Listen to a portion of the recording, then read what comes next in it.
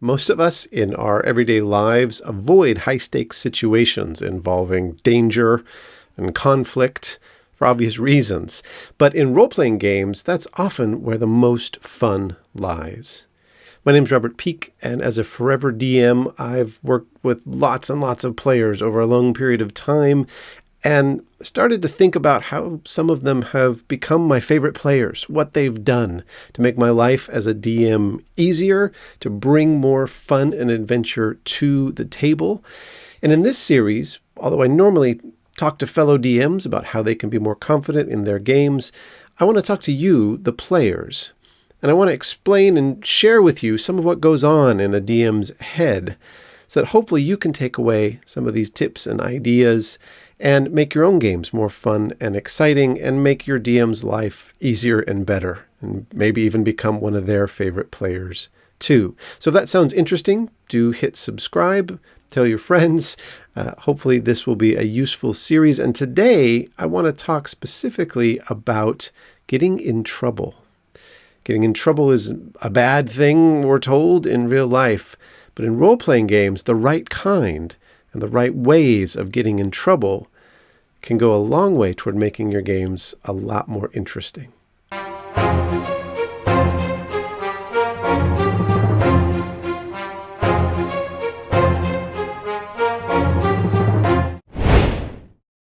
No matter what you think about your character, there is a fundamental tenet of Dungeons and Dragons that all characters share. And that is this: you are adventurers. And what do adventurers do? They go on adventures.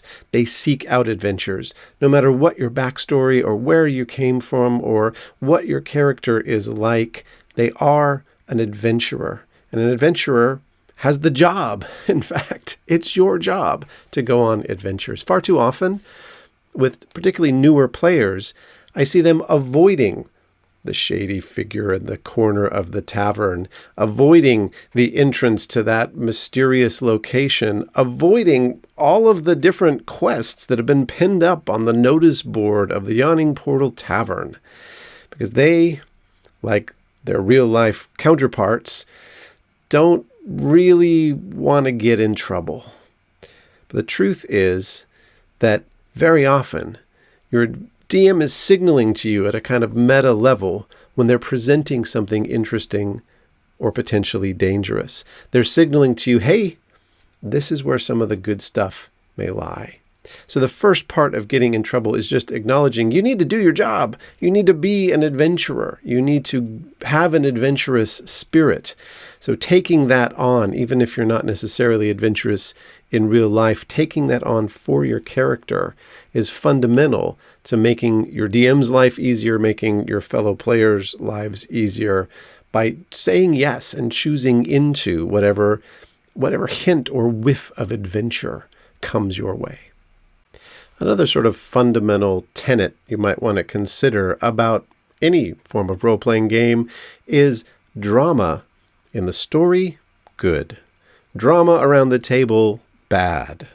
What I mean by this is throwing your fellow characters into a problematic situation can be enjoyable, can be interesting.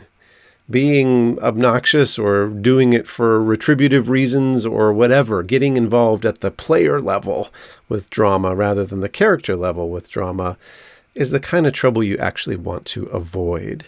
But often getting in trouble as a character, particularly when it's in line with the motivations of your character, can be incredibly useful and can really help your DM, in fact, to advance the plot. In fact, in my own games, really any time someone follows the motivations of their character and in doing so imperils themselves or at least inconveniences themselves or their fellow party members, but in a way that's congruent, a way that feels realistic, they're going to automatically earn an inspiration point for that.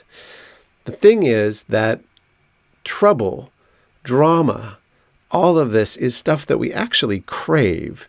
And not only crave to participate in, but crave to observe and enjoy. So a lot of this idea of getting into trouble actually comes from the world of impro.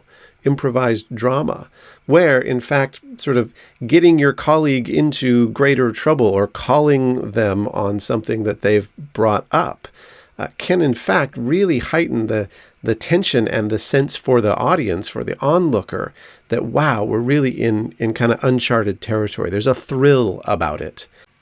There are times, too, when actually getting your fellow players in trouble can be fun as well, as long as everyone's up for it. Asking the player playing the dwarven character, hey, could you sing a few lines of that song that, that famous ballad that you guys have always been talking about? It can be hilarious. And if they're up for it, as a DM, you better believe they're getting an inspiration point for belting out a few lines of that song as well, whether or not it's any good. So again, it depends on the mood. It depends on the flavor of campaign you're playing and a lot of other factors. But the fundamental principle that, at least at a character level, going toward the action, going toward the adventure, going toward the drama in ways that are congruent with your character motivations almost always pays off. Put it another way, avoiding the drama, the action, the adventure, going on yet another sort of shopping spree or just hanging out drinking in the tavern all day is really going to burn up precious time that you all have, that you've all come together to play D&D with. So I hope this was helpful. I hope this was useful in just, again, giving you the encouragement to really go for it, to face danger head on. How often do you get to do that in real life? It's one of the most wonderful things about role-playing games, is that there are indeed felt consequences. You indeed do become very attached to your characters. But at the end of the day, you also walk away from the gaming table. And whether you walk away with a smile on your face or whether you walk away going, yeah, that was okay, is not just up to the DM. It's up to you as players as well. And the more that you are going toward the plot, going toward the danger, facing the winds head on, I guarantee the more fun you're going to have, the more likely you are to become one of your dungeon master's go-to allies around the table. Tune in next time for more tips that are hopefully going to help you make your dungeon master a very happy camper and possibly make you one of their favorite players.